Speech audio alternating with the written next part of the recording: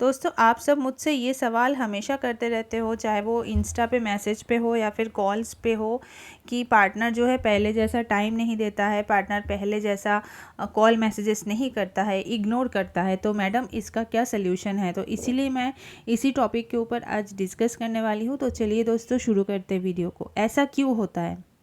ऐसा इसलिए होता है क्योंकि ये होना नेचुरल है। जब भी हम किसी इंसान को अच्छे तरीके से जान लेते हैं ना, तो जाहिर सी बात है उसको लेके हमारा इंटरेस्ट लेवल जो है वो पहले से कम होगा। ये सबके साथ होता है। इसमें कुछ मतलब अनकॉमन कोई बात नहीं है, इसमें कोई डरने वाली बात नहीं है। लेकिन हम क्या करते हैं ना, इसके बीच में बहुत सारी गलती कर देते हैं। जब हमारा जो पार्टनर होता है उसका इंटरेस्ट हमको पता रहता है कि उसका इंटरेस्ट हम पे कम हो रहा है, तो हम उस चीज़ को ठीक करने के बजाय हम उससे लड़ने लगते हैं कि क्यों तुम पहले जैसा कॉल्स नहीं करती हो, या फिर तुम मैसेजेस नहीं करते हो, तुम टाइम नहीं देते हो। हम आर्ग्यूमेंट करने लगते हैं, और इससे क्या होता है ना, पार्टनर को आप झंझट लगने लगते हो। उसको लगता है कि अरे यार, इससे क्या बात करें, इसको कॉल क्या करें, इसको कॉल करने से वो तो झगड़ा करेगा या फिर झगड़ा करेगी, तो वो अवॉइड करता है। तो इससे क्या होता है ना, आप दोनों के बीच में गैप हो जाता है, क्योंकि उसको डर लगता है। सिंपल सी बात है, अगर मुझे ये चीज़ पता होगा कि मुझे उस इंसान से अगर मैं बात करूँगी तो वो मुझसे झगड़ेगा, तो जाहिर सी बात है मैं उस इंसान से बात करना ही अवॉइड कर दूँगी, उससे बात ही नहीं करूँगी कभी।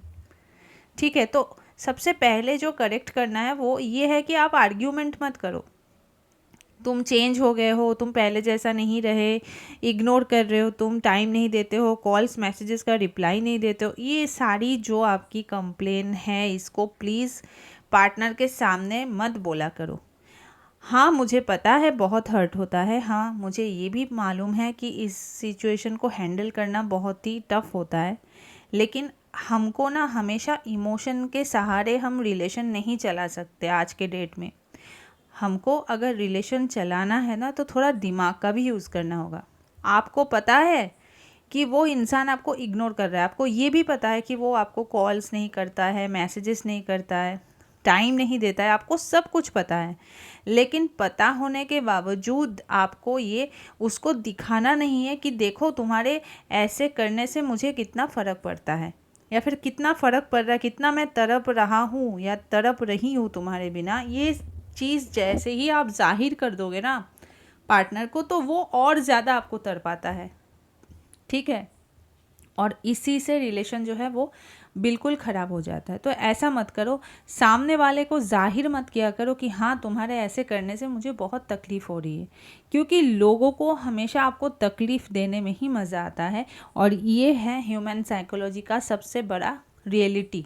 ऐसा सबका माइंडसेट होता है। ठीक है, किसी भी इंसान को ना आपके दुखों से इतना तकलीफ़ नहीं है जितना उसको आपकी खुशी से तकलीफ़ है। तो हमेशा खुश रहा करो, हमेशा अपने आप को रिलैक्स रखा करो, क्योंकि जितना आप तड़पोगे, जितना आप गुस्सा होगे, उतना आप कंप्लेन करोगे, और जितना आप कंप्लेन करोगे उतना आपका रिलेशन ख़राब होगा। और जो आपका पार्टनर है उसको लगेगा कि अरे यार, ये तो मेरे बिना जी नहीं सकता या फिर जी नहीं सकती, और वो आपको नचाएगा अपने इशारों पे। ठीक है, तो ऐसा मत करो। इसका जो सोल्यूशन है वो यही है कि अपने इमोशन को जाहिर मत किया करो। ठीक है, वो कॉल्स नहीं कर रहा है, मैसेजेस नहीं कर रहा है, आप भी धीरे धीरे करके कॉल्स और मैसेजेस करना उसको कम कर दो। ठीक है, जैसे वो आपके साथ कर रहा है वैसे किया करो।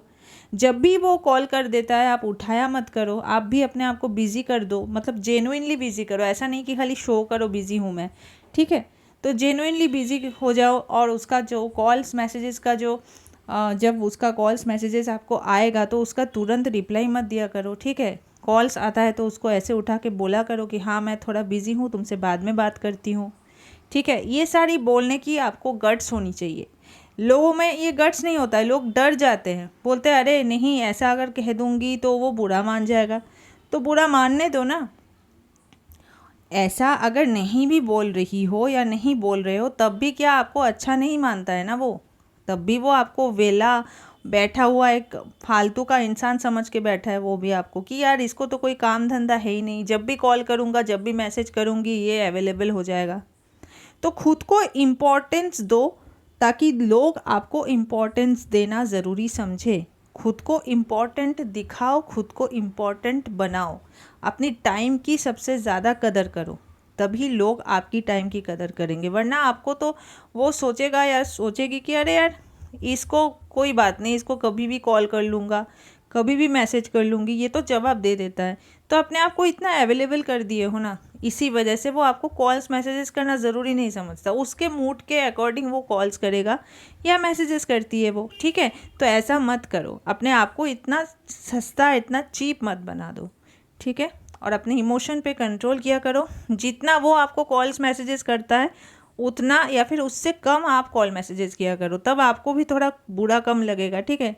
आप खुद से ही 100 मैसेजेस कर दोगे और ये एक्सपेक्टेशन रखोगे कि पार्टनर मुझे 200 मैसेज करेगा, तो ये तो कभी होने वाला है नहीं, ठीक है। तो आप खुद ही 2 मैसेज करो, ठीक है, ताकि आपको भी तसल्ली रहे कि तो छोड़ो यार, मैंने तो 2 ही मैसेज किया था, ठीक है।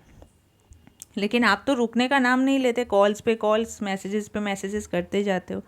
तो इतना पागलपन दिखाओगे, इतना बेचैनी लोगों को दिखाओगे ना, तो लोग आपके इमोशन की कदर नहीं करेंगे। आज के डेट में कोई भी इंसान आपके इमोशन की कदर नहीं करता है। कदर अगर करता है तो आपके पोजीशन का, आप कितना सैलरी आपका है उस चीज़ का करता है, ठीक है। तो इतना इमोशन में बहने की कोई ज़रूरत नहीं है। अपने काम पे फोकस करो, अपने करियर पे फोकस करो, अपने फैमिली को टाइम दो। और रही बात पार्टनर की, उसको भी टाइम दो, लेकिन एक लिमिट तक।